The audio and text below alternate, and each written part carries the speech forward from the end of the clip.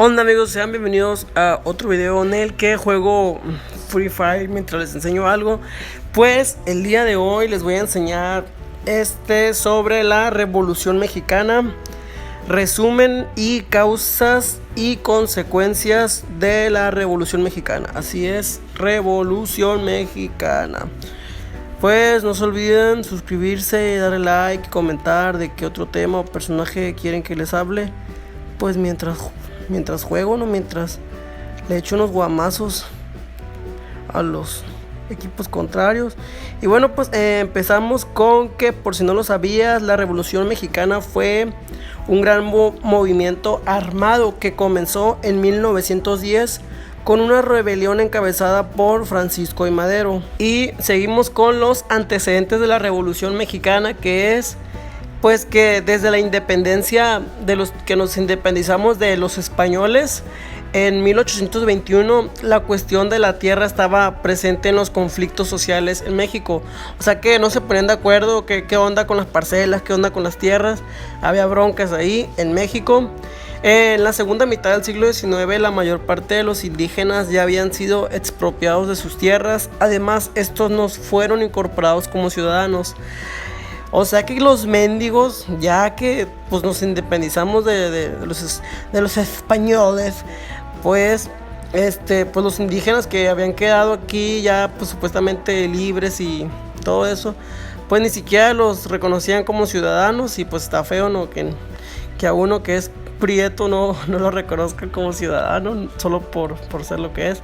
Pero bueno, seguimos con que en 1876, con el derrocamiento del gobierno liberal de Sebastián Tejada por el levantamiento militar de Porfirio Díaz, la gran propiedad agraria fue reforzada y los campesinos despojados de sus tierras, la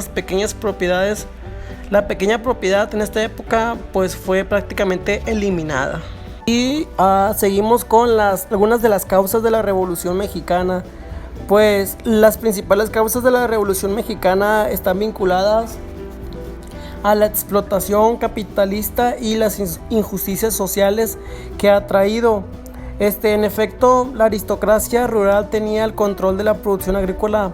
El 3% de la población de México poseía las mejores tierras de México. Lo repetí. Pues es como ahora, ¿no? Que los ricos tenían lo mejor de lo mejor, ¿no? Pero antes más. Mientras que el capital extranjero explotaba las minas, los puertos y la extracción de petróleo. Por último, pues vale resaltar que Porfirio Díaz agravó aún más esta situación al intensificar la explotación sobre la población menos favorecida y abrir el país hacia el capital extranjero, provocando el descontento de parte de las élites pues nacionales que lo apoyaban. Y pues otra causa sería las causas económicas. El gobierno de Porfirio Díaz fue un gobierno capitalista como vivimos actualmente, que pues el capitalismo sí ha funcionado. Pero pues en ese momento era no solo capitalismo, sino también abuso. En fin, es que pues el gobierno ese era capitalista y daba privilegios a los que más tenían, a las clases más privilegiadas. Esto hacía cada vez pues más ricos a los ricos y más pobres a los pobres. Según yo estaba grabando y ya no estaba grabando. En fin, continuamos con que los campesinos fueron despojados de sus tierras a manos del gobierno. Y pues las causas fueron fueron trabajadas por el capital extranjero, explotando cada vez más a la población, y la situación se tornó difícil. Esto provocó que la agricultura decayera porque el gran propietario se encontraba desvinculado de la tierra y lo dejaban en manos de brutales e ineptos administradores que mandaban a latigazos a los campesinos. El presidente le abrió las puertas al capital extranjero. Estados Unidos, Francia e Inglaterra, España y Alemania se apoderaron de las tierras mexicanas que antes eran de los campesinos y las explotaron este territorio para su beneficio, dejando de lado a los campesinos, quienes empezaron a pasar trabajo, y pues el presidente los dejó de lado y se olvidó de ellos. ¿Cómo la ven con Porfirio? Algunas también de las causas fueron causas sociales. Existía una gran explotación de la población, ya que no existía una legislación que protegiera los derechos de los obreros y campesinos. No existía el salario mínimo, por tanto se les daba cualquier cosa.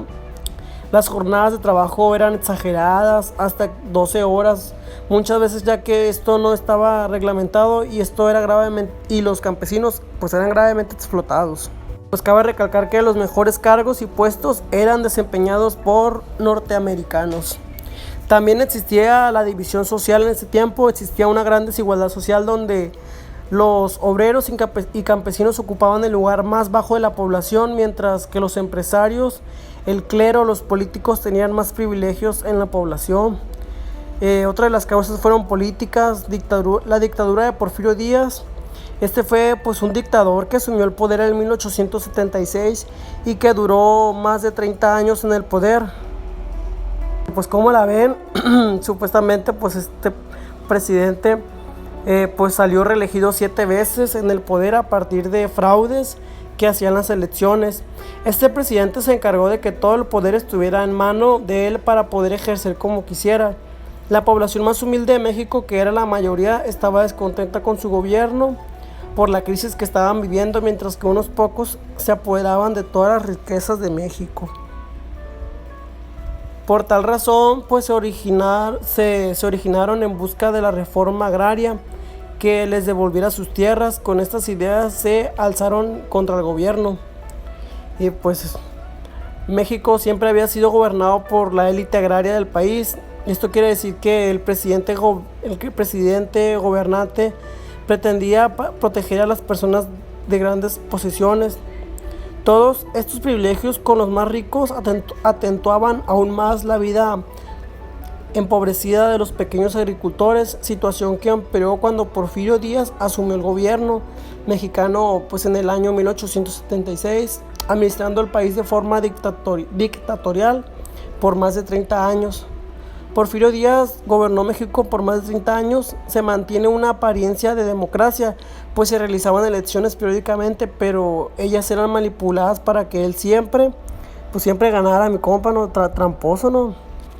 Y pues a pesar del crecimiento industrial que México logró, eso sí no lo vamos a negar con Porfirio Díaz, creció mucho México.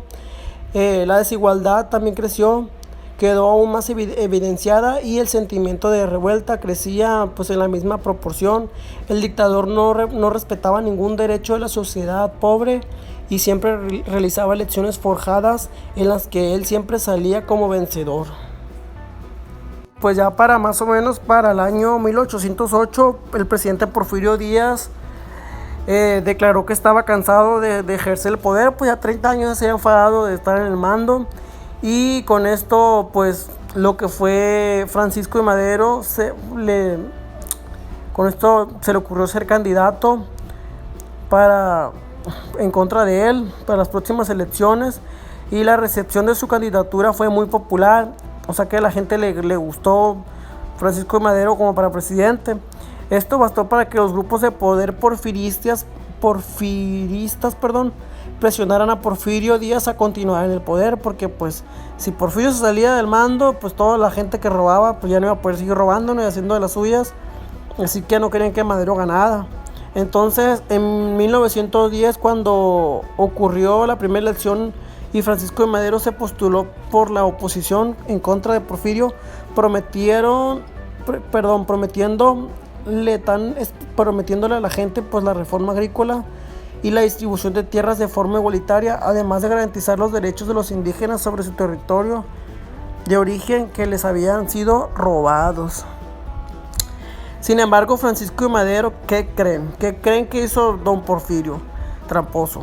Pues don Porfirio mandó a la cárcel unos días antes de la elección, y pues ganó el viejón, porque pues su contrincante estaba en el bote, así que hizo trampa, lo mandó al bote días antes para poder salir victorioso. Eso con nuestro amigo Francisco de Madero, pues se fue para los Estados Unidos. Luego de recuperar la libertad, Francisco de Madero se refugió en los Estados Unidos y promulgó el Plan de San Luis, un llamado al pueblo mexicano para tomar las armas en contra del gobierno dictatorial de Porfirio Díaz, con la promesa de una reforma agraria que les devolviera sus tierras y sus derechos. Esto proporcionaría muchos levantamientos armados en diferentes regiones de México. El 20 de noviembre de 1910 se levantó el país en contra de la reelección que nuevamente quería hacer Porfirio Díaz, encabezada por Pascual Orozco, Francisco Pancho Villa y Emiliano Zapata. Estos personajes fueron los que se rebelaron contra don Porfirio Díaz en aquellos tiempos. Díaz, mientras tanto, se disponía a defender su puesto. Sin embargo, convencido de que su poder se desmoronaba inevitablemente y contemplando que todo el pueblo estaba levantando en armas, se resignó a admitir el mando el 25 de mayo de 1911, firmando un pacto con Madero en la ciudad Juárez. Así es, el 25 de mayo de 1911, mi amigo Porfirio Díaz, no, que mi amigo, este personaje pues ya se dio el poder. Y creo que falta más, creo que está más largo, pero hasta aquí lo voy a dejar porque va a ser un video muy largo. Pues después les hago una segunda parte de más sobre la Revolución Mexicana. No olviden suscribirse, darle like, comentar qué cosa quieren aprender. Y pues muchas gracias por ver el video. No olviden estudiar y hasta la próxima. Bye. Bye. Por cierto, perdí esta partida de Free Fire, por si tienen la duda, porque me llegó un mensaje y me trabó pues el iPhone. Pero pues gracias por ver el video.